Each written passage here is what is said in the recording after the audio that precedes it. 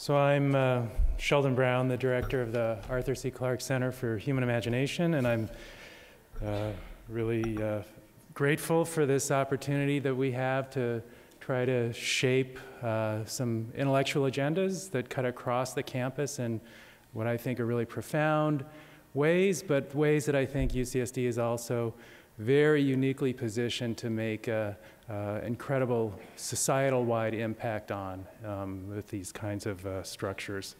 So today we have 4 people who will be kicking this off to talk about some of the bases of how we might be able to rethink some very fundamental aspects of of what we are as humans and the way we conceptualize, the way we think, the way we imagine, the way we create.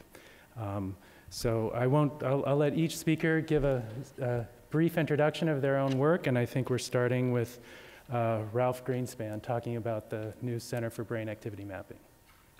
Thank you, Sheldon, and thank you, Sandy and Suresh and Kit. As both Suresh and Sheldon mentioned, I've been involved with the Brain Initiative, as announced by President Obama last spring, and I'm running a new center here on campus that is designed to implement the ideas that were behind that original proposal. And what was that? It grew out of a meeting that was sponsored by the Kavli Foundation about 2.5 years ago that was explicitly attempting to get 2 fields to talk to each other that had not: neuroscience and nanoscience, with the notion that they could be of use to each other. Nanoscience to make tools that neuroscientists could use, neuroscience to help guide the applicability of what nanoscientists do. And after fits and starts, what came out of that meeting was a core group of us who put together a proposal that made its way miraculously to the White House Office of Science and Technology Policy, and after a 1.5 years worth of meeting and various activities, became the Brain Initiative. And we are doing our own campus version of this.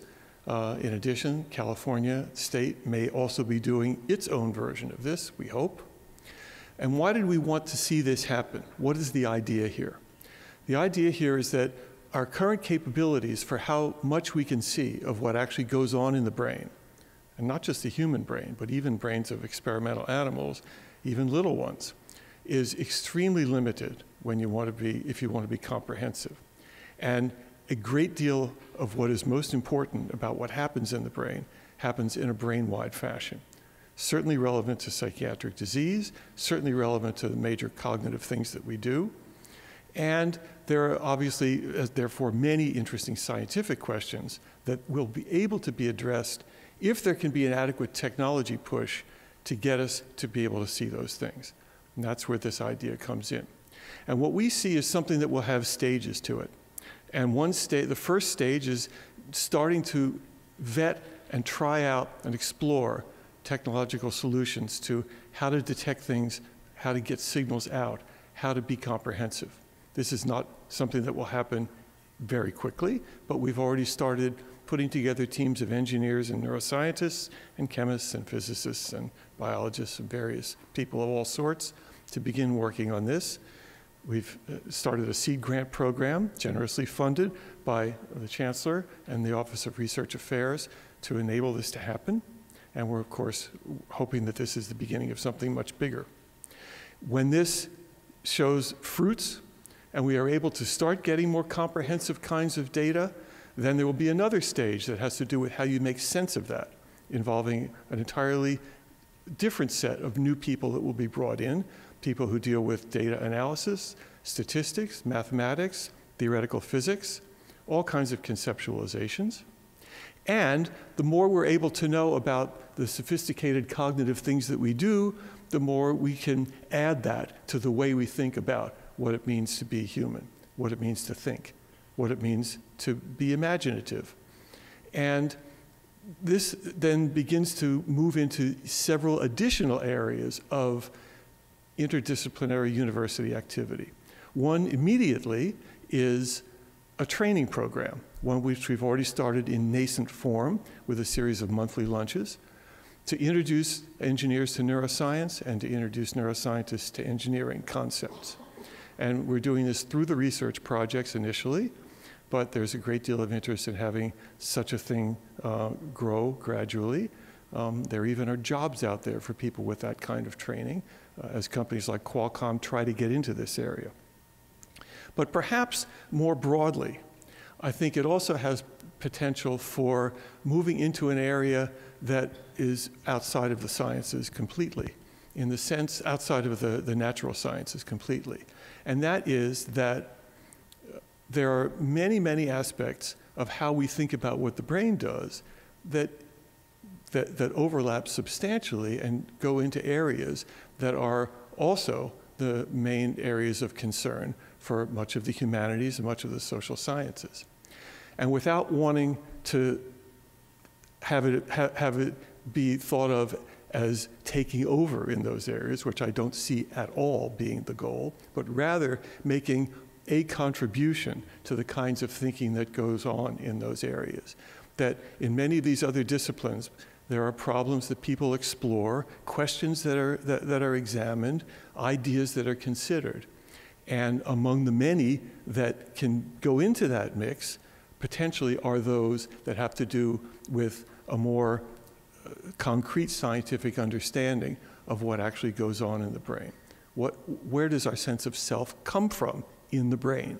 Where does our sense of joy, of sadness, of all of the things that we think of as making us human? And it's not to say that these will simply be reduced to neurochemicals, period, end of story. It's rather to say that this makes the discussion richer. This makes the picture fuller.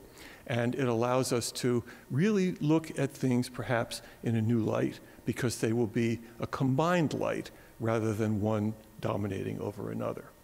And so it's with that fervent wish, having to do with the fact that long before I got into neuroscience, I was studying humanities, and that's always been my love. I would like to be able to see there be some kind of an appropriate partnership there, one that enhances both.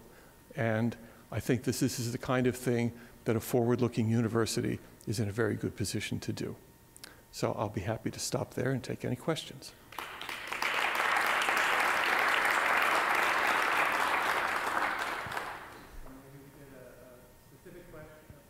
Maybe we get a specific question or two from the audience? Yeah.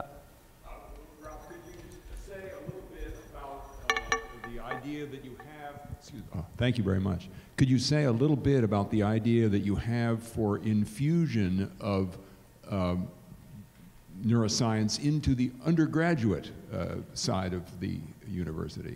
Yes, this is one aspect of I guess, what I was driving at with the idea of how one might explore ways that this merges with other aspects of the curriculum, in the sense that it is certainly a major concern in society that people be scientifically literate, and it's very difficult to arrange science instruction for people who are not geared towards it in a way that will be effective and will be lasting.